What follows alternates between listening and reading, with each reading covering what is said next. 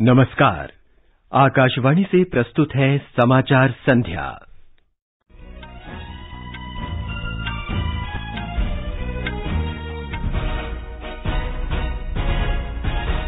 प्रधानमंत्री नरेंद्र मोदी ने अंतर्राष्ट्रीय भारतीय महोत्सव को संबोधित किया। कहा, मुद्रा ऋण ने 15 करोड़ महिलाओं को आर्थिक रूप से आत्मनिर्भर बनाया। प्रधानमंत्री ने उज्बेकिस्तान के साथ वर्चुअल शिखर बैठक में कहा, दोनों देश आतंकवाद के खिलाफ मजबूती से खड़े हैं। पेरिस जलवायु समझौते की 5वीं वर्षगांठ के अवसर पर कल प्रधानमंत्री वैश्विक जलवायु शिखर सम्मेलन को संबोधित करेंगे। रेलवे 1,40,000 रिक्तियां भरने के लिए 15 दिसंबर से भर्ती अभियान चलाएगा। देश में उपचार करा रहे कोविड मरीजों की संख्या कुल संक्रमित लोगों की केवल 3.71% रह गई है। और वाणिज्य मंत्री ने स्वीडन और यूरोपीय संघ के साथ कारोबार बढ़ाने के लिए गैर शुल्कीय बाधाएं हटाने पर बल दिया। समाचार संध्या में रवि कपूर के साथ मैं नवीन सक्सेना। कोविड महामारी के खिलाफ देश एकजुट होकर लड़ रहा है। आप भी हमारे साथ सुरक्षा और बचाव के 3 आसान एहतियाती उपायों का संकल्प लें। मास्क पहनें, 2 गज दूरी है जरूरी, सुरक्षित दूरी बनाए रखें, हाथ और मुंह साफ रखें। अब समाचार विस्तार से। प्रधानमंत्री नरेंद्र मोदी ने दोहराया है कि केंद्र सरकार गरीब से गरीब लोगों सहित देश के प्रत्येक नागरिक के सशक्तिकरण के पूरे प्रयास कर रही है। श्री मोदी ने कहा कि महाकवि सुब्रमण्य भारती का एक महत्वपूर्ण विचार महिलाओं के सशक्तिकरण से जुड़ा है और अब महिलाएं स्थायी कमीशन के साथ सेना में अधिकारियों के रूप में शामिल हो रही हैं। It would make you happy that in every sphere of our government's working, there has been importance given to dignity of women. Today, over 15 crore women entrepreneurs are funded by schemes like Mudra Yojana. They are walking with their head held high, looking us in the eye and telling us how they are becoming self-reliant. Today, women are becoming part of our armed forces with permanent commissioning. They are walking with their head held high and looking us in the eye and filling us with confidence that the country is in safe hands. प्रधानमंत्री ने कहा कि सुब्रमण्य भारती को किसी एक आयाम या विधा से नहीं जोड़ा जा सकता। वो एक कवि, लेखक, संपादक, पत्रकार, समाज सुधारक, स्वतंत्रता सेनानी, मानवतावादी के साथ और भी बहुत कुछ थे। प्रधानमंत्री ने वर्चुअल माध्यम से अंतर्राष्ट्रीय भारतीय महोत्सव में कहा कि उन्होंने अपने काम, कविता लेखन, दर्शन और जीवन चरित्र से लोगों पर अलग छाप छोड़ी है। भारतीय can not be linked to any single profession or dimension. He was a poet, writer, editor, journalist, social reformer, freedom fighter, humanist, and much more.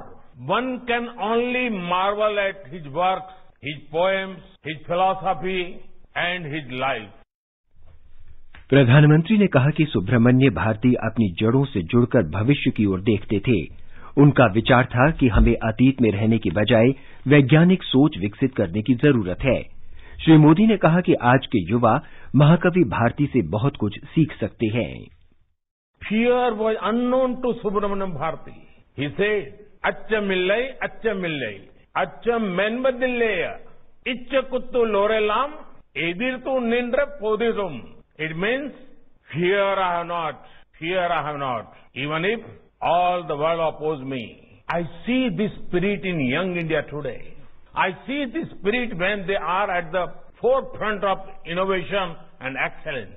India's startup space is filled with fearless youth who are giving something new to humanity. Such a can-do spirit will bring wonder for our nation and our planet. Tamil Nadu के मुख्यमंत्री एडप्पडी पलनीसामी ने कहा कि भारती ने अपने लेखन और भाषणों में राष्ट्रीय एकता और अखंडता पर जोर दिया। प्रधानमंत्री ने इस अवसर पर प्रख्यात लेखक सीनी विश्वनाथन को इस वर्ष का भारतीय पुरस्कार प्रदान किया। एक रिपोर्ट। महाकवि सुब्रमण्यम भारती की 138वीं जयंती के अवसर पर अंतर्राष्ट्रीय भारती महोत्सव का आज आयोजन किया गया। पुरस्कार विजेता सीने विश्वनाथन को सुब्रमण्यम भारती की कृतियों को क्रमबद्ध रूप से संकलित करने के लिए पुरस्कृत किया गया है। श्री विश्वनाथन ने आकाशवाणी को बताया कि प्रधानमंत्री से पुरस्कार प्राप्त करना सम्मान की बात है। प्रधानमंत्री ने विश्वनाथन के वर्षों के अथक प्रयासों की प्रशंसा की। प्रधानमंत्री ने कहा कि भारती आज भी अपने प्रेरक कार्यों के माध्यम से हमारे बीच हैं और उन्हें देशभक्ति तथा दूरदृष्टि के कारण हमेशा याद किया जाता रहेगा। चेन्नई से जय सिंह की रिपोर्ट के साथ समाचार कक्ष से अलका सिंह। इस महोत्सव का आयोजन चेन्नई के वानविले संस्कृति केंद्र द्वारा किया गया है। आकाशवाणी का दिल्ली केंद्र आज रात 9:30 बजे FM रेनबो और राजधानी चैनल पर इस कार्यक्रम की विस्तृत रिपोर्ट प्रसारित करेगा। प्रधानमंत्री नरेंद्र मोदी ने कहा है कि भारत और उज्बेकिस्तान आतंकवाद के पक्के विरोधी हैं। उन्होंने कहा कि दोनों देशों की सभ्यताएं बहुत समृद्ध हैं, जिनके बीच प्राचीन काल से संपर्क बना हुआ है। उज्बेकिस्तान के राष्ट्रपति शफकत मिर्जियोयेव के साथ आज वर्चुअल शिखर बैठक में उन्होंने कहा कि आतंकवाद सहित क्षेत्रीय चुनौतियों और संभावनाओं की समझ के बारे में दोनों देशों की सोच में काफी समानता है। मध्य एशिया के किसी देश के साथ ये भारत की पहली द्विपक्षीय शिखर बैठक थी। इसमें दोनों नेताओं ने कोविड महामारी के बाद के दौर में भारत और उज्बेकिस्तान के बीच सहयोग बढ़ाने सहित द्विपक्षीय संबंधों के सभी पहलुओं पर चर्चा की। बैठक में आपसी हित के क्षेत्रीय और वैश्विक मुद्दों पर भी विचार विमर्श किया गया। श्री मोदी ने कहा कि दोनों देशों के बीच प्रगाढ़ संबंध हैं और कई मुद्दों पर एक समान विचार हैं। उग्रवाद, कट्टरवाद तथा अलगाववाद के बारे में हमारी एक जैसी चिंताएं हैं। हम दोनों ही आतंकवाद के खिलाफ दृढ़ता से एक साथ खड़े हैं। क्षेत्रीय सुरक्षा के मुद्दों पर भी हमारा एक जैसा नजरिया है। हम सहमत हैं कि अफगानिस्तान में शांति की बहाली के लिए एक ऐसी प्रक्रिया आवश्यक है जो स्वयं अफगानिस्तान की अगुवाई, स्वामित्व और नियंत्रण में हो। प्रधानमंत्री मोदी ने कहा कि समय के साथ भारत और उज्बेकिस्तान की आर्थिक साझेदारी और मजबूत हुई है। भारत उज्बेकिस्तान के साथ विकास साझेदारी को भी बढ़ाना चाहता है।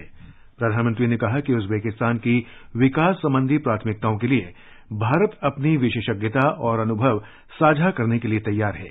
उन्होंने कहा कि भारत में बुनियादी ढांचा, सूचना प्रौद्योगिकी, शिक्षा, स्वास्थ्य, प्रशिक्षण और क्षमता विकास जैसे क्षेत्रों में अपार संभावनाएं हैं जो उज्बेकिस्तान के लिए काफी फायदेमंद हो सकती हैं।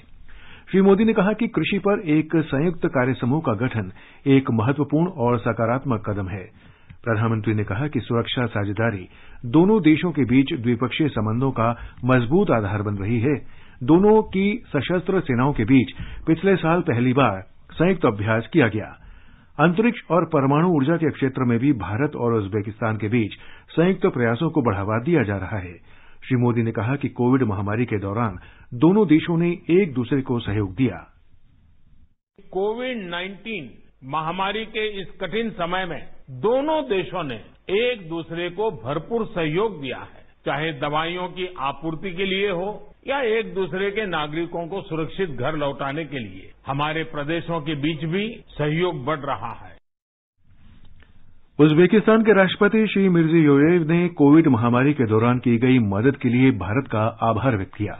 हाल के वर्षों में भारत और उज्बेकिस्तान के बीच उच्च स्तरीय विचार विमर्श होता रहा है।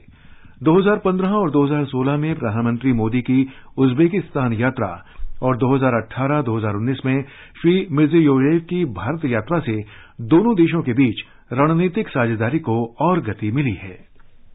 प्रधानमंत्री नरेंद्र मोदी ऐतिहासिक पेरिस जलवायु समझौते की 5वीं वर्षगांठ के अवसर पर कल विश्व जलवायु शिखर सम्मेलन को संबोधित करेंगे। पर्यावरण मंत्री प्रकाश जावड़ेकर ने कहा कि जलवायु परिवर्तन रातों रात नहीं हुआ, बल्कि पिछले 100 वर्ष से पर्यावरण पर पड़ रहे दुष्प्रभावों का नतीजा है। पेरिस समझौते के 5 साल पूरा होने के सिलसिले में आज नई दिल्ली में श्री जावड़ेकर ने कहा कि जलवायु परिवर्तन हाल की घटनाओं का परिणाम नहीं है, बल्कि ये ऐतिहासिक घटनाक्रम का नतीजा है। उन्होंने कहा कि जलवायु परिवर्तन में ग्रीन हाउस गैसों के उत्सर्जन का बड़ा हाथ रहा है। उन्होंने कहा कि इन गैसों के कुल उत्सर्जन में अमेरिका 25%, यूरोप 22% और चीन 13% गैसों का उत्सर्जन करते हैं, जबकि भारत का हिस्सा सिर्फ 3% है। पर्यावरण मंत्री ने कहा कि जलवायु परिवर्तन के लिए भारत को जिम्मेदार नहीं ठहराया जा सकता। उन्होंने कहा कि वैश्विक घटनाओं में जिम्मेदार प्रतिभागी के रूप में भारत ने जलवायु परिवर्तन से निपटने के अभियान में हिस्सेदारी निभाई है। उन्होंने कहा कि ग्रीन हाउस गैसों के उत्सर्जन में भारत का हिस्सा पहले भी कम था और अब भी बहुत कम है। श्री जावड़ेकर ने कहा कि दुनिया की कुल आबादी का 17% भारत में रहता है, जबकि हमारे पास विश्व के कुल भूक्षेत्र का केवल 2.4% इलाका है। पर्यावरण मंत्री ने यह भी बताया कि भारत ने विश्व जैव विविधता के 8% को संरक्षण दिया है और अपने 24.56% वन क्षेत्र को भी नष्ट होने से बचाया है। उन्होंने कहा कि भारत उत्सर्जन की तीव्रता में कमी लाने के प्रति वचनबद्ध है और इसे घटाकर 21% कर दिया है। श्री जावड़ेकर ने आशा व्यक्त की कि भारत अगले 10 वर्ष में इस लक्ष्य को प्राप्त कर लेगा। पेरिस एग्रीमेंट में हमने जो मंजूर किया था वो ये था कि हमारी emission intensity of GDP will be reduced by 33 to 35%. This was a huge commitment, and I'm happy to say that we have already achieved 21%. So remaining 12-13% we'll achieve in next 10 years. पर्यावरण मंत्री ने कहा कि भारत दुनिया के उन गिने चुने देशों में शामिल है जो पेरिस समझौते का पालन कर रहे हैं।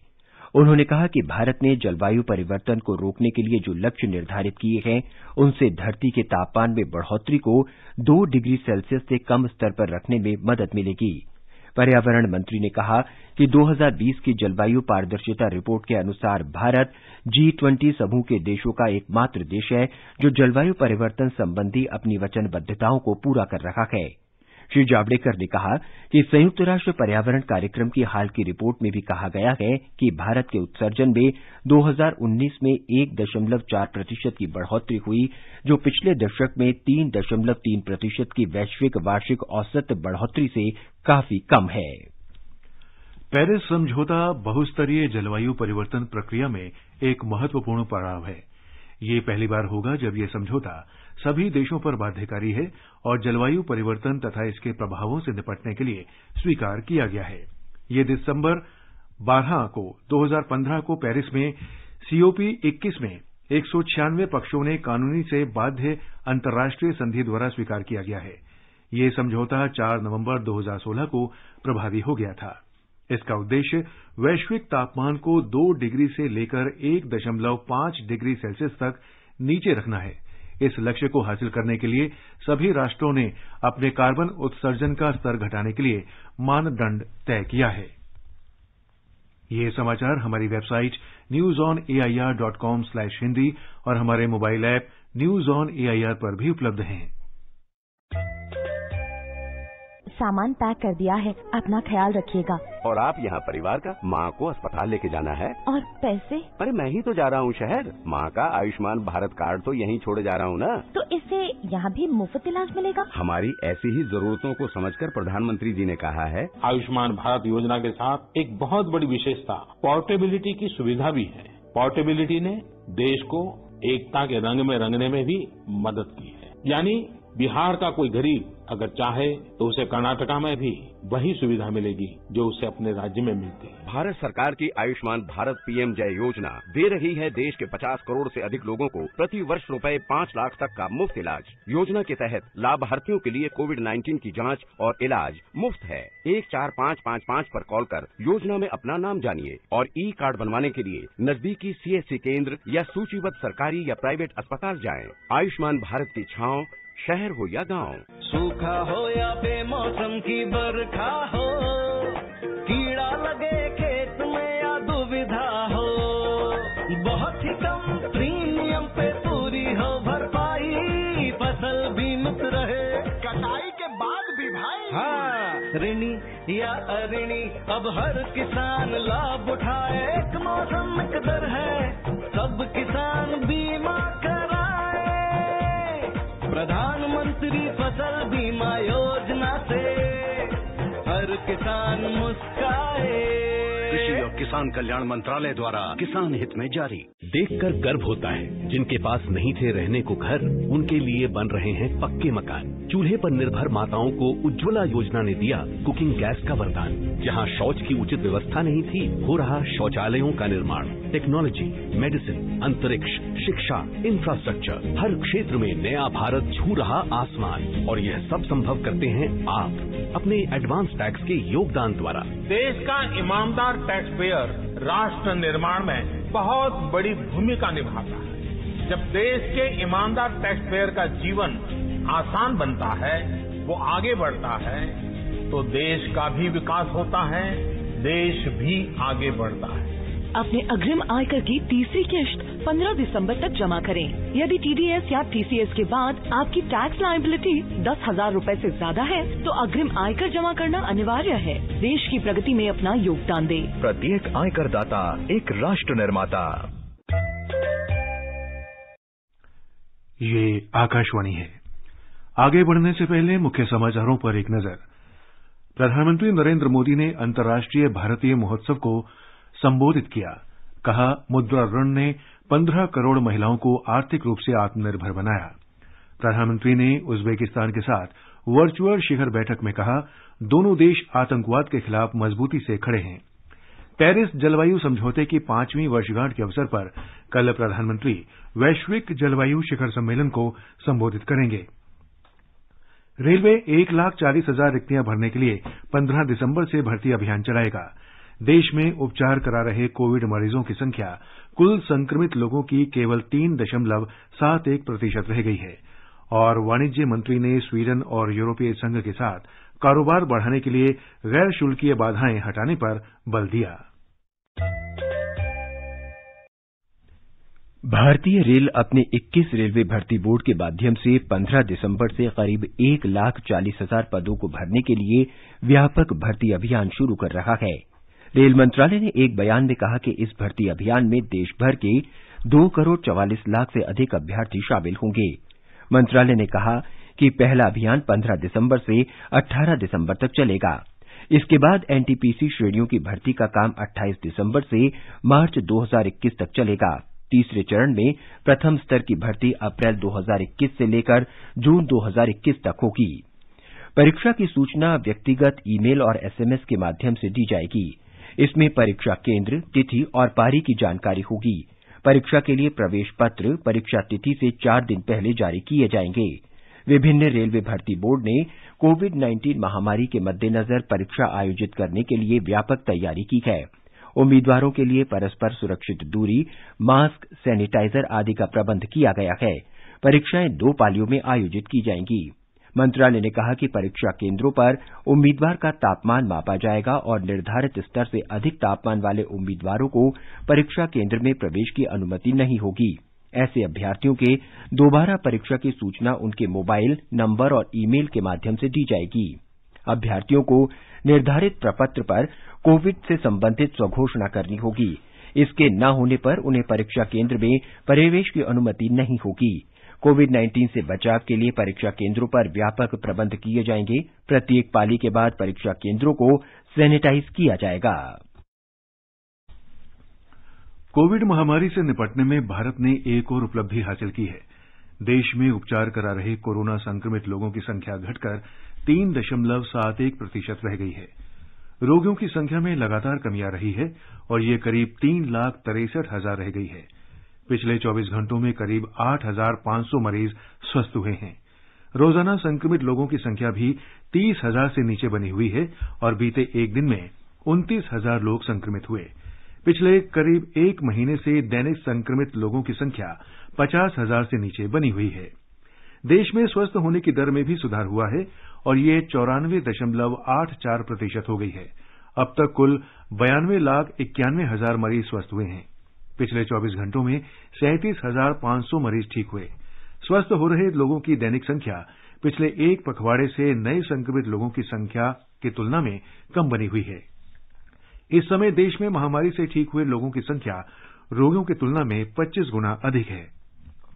स्वास्थ्य मंत्रालय के अधिकारी ने कहा है कि 27 राज्यों और केंद्र शासित प्रदेशों में आज मरीजों की संख्या 15,000 से नीचे है। देश भर में चिकित्सा संबंधी बुनियादी ढांचे के विकास, राज्यों और केंद्र शासित प्रदेशों में केंद्र के मानक उपचार नियमों पर कड़ाई से अमल तथा डॉक्टरों तथा अन्य चिकित्सा कर्मियों के पूरी लगन से कार्य करने से देश में स्वस्थ हो रहे लोगों की संख्या में लगातार बढ़ोतरी हो रही है। सामूहिक और समन्वित प्रयासों से देश भर में कई जिंदगी बचाई जा सकी हैं और मृत्यु दर घटकर 1.45% रह गई है। पिछले 24 घंटों में देश भर में 414 लोगों की मृत्यु हुई है। मेघालय के मुख्यमंत्री कॉनरेड के संगमा कोरोना संक्रमित हो गए हैं। वो घर में ही उपचार करा रखे हैं।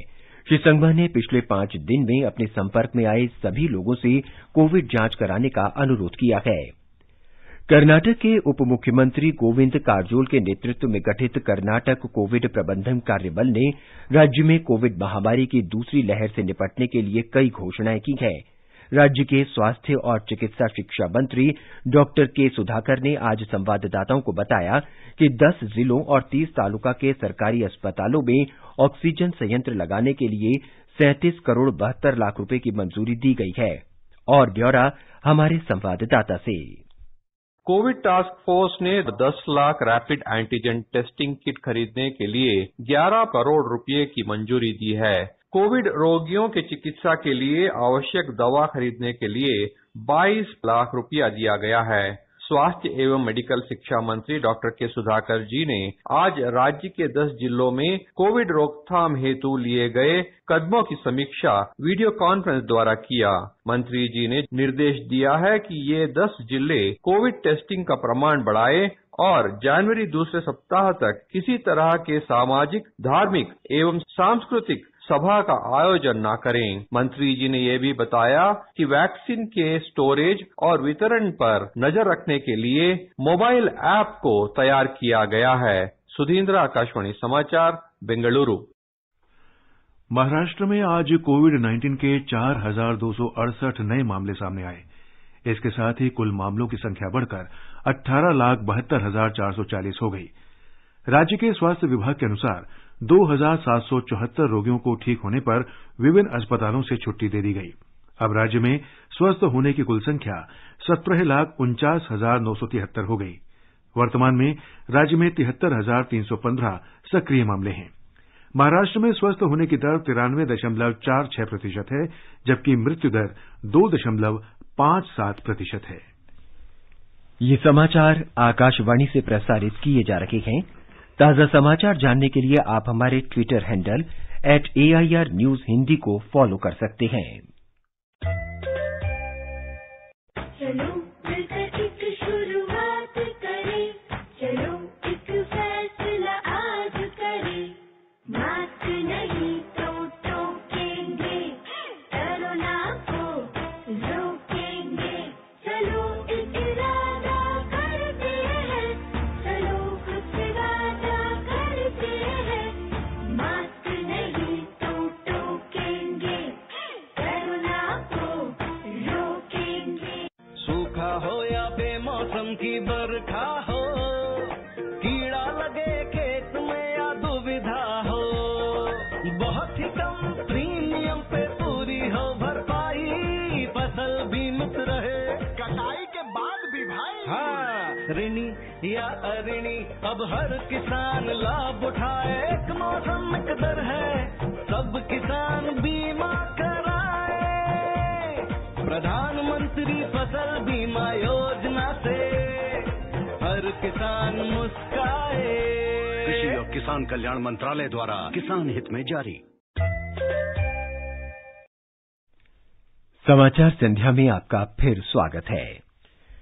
केंद्रीय वाणिज्य और उद्योग मंत्री पीयूष गोयल ने आज कहा कि भारत और स्वीडन को मजबूत भागीदारी के लिए मिलकर काम करना चाहिए।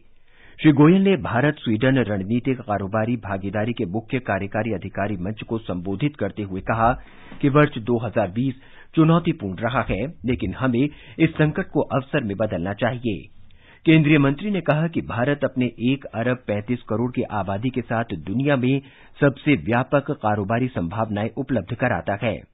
श्री गोयल ने कहा कि उन्हें पूरा भरोसा है कि स्वीडन की कंपनियां भारत में काम करना पसंद करेंगी और बेहतर संभावनाएं तलाशेंगी।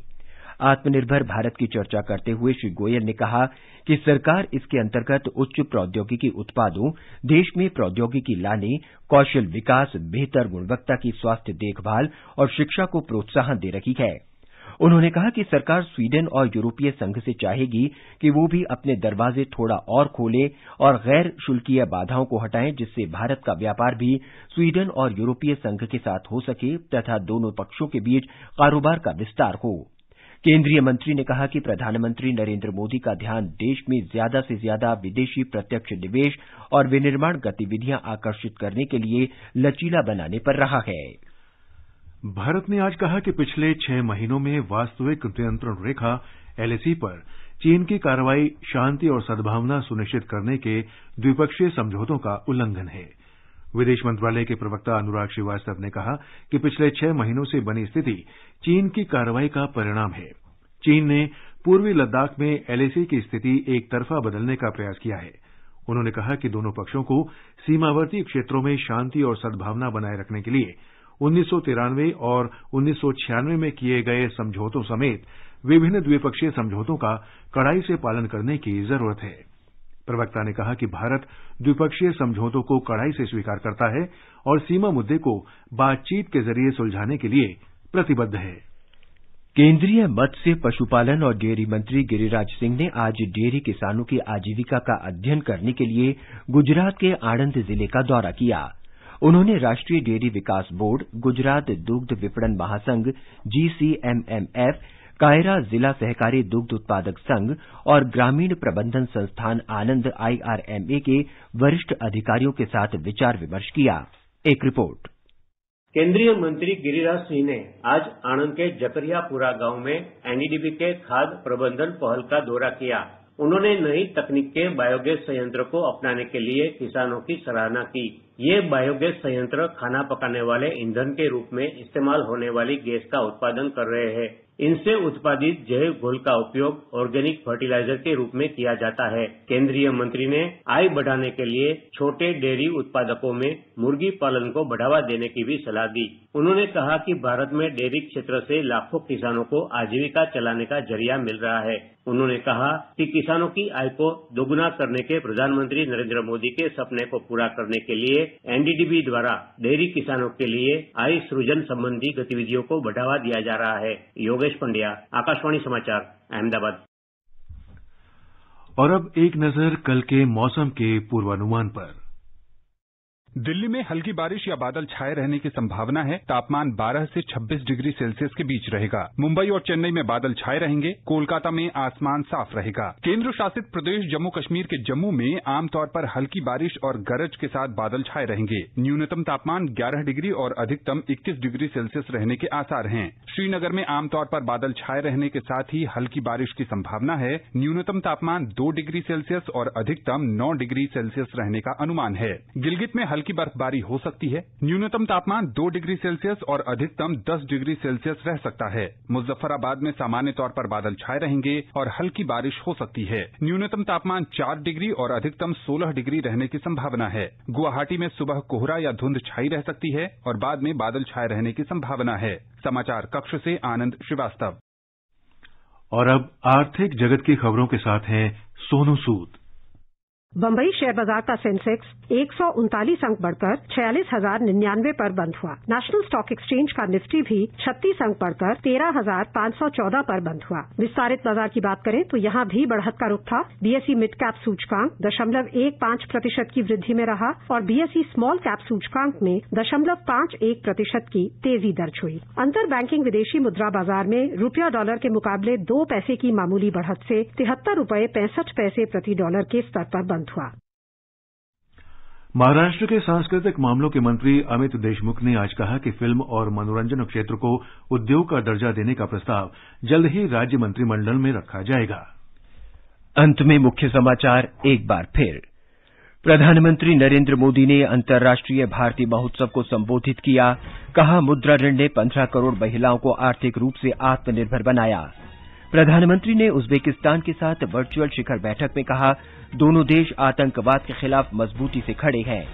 पेरिस जलवायु समझौते की 5वीं वर्षगांठ के अवसर पर कल प्रधानमंत्री वैश्विक जलवायु शिखर सम्मेलन को संबोधित करेंगे। रेलवे 1,40,000 रिक्तियां भरने के लिए 15 दिसंबर से भर्ती अभियान चलाएगा। देश में उपचार करा रहे कोविड मरीजों की संख्या कुल संक्रमित लोगों की केवल 3.71% रह गई है और वाणिज्य मंत्री ने स्वीडन और यूरोपीय संघ के साथ कारोबार बढ़ाने के लिए गैर शुल्कीय बाधाएं हटाने पर बल दिया। इसके साथ ही समाचार संध्या का ये अंक समाप्त हुआ। नमस्कार।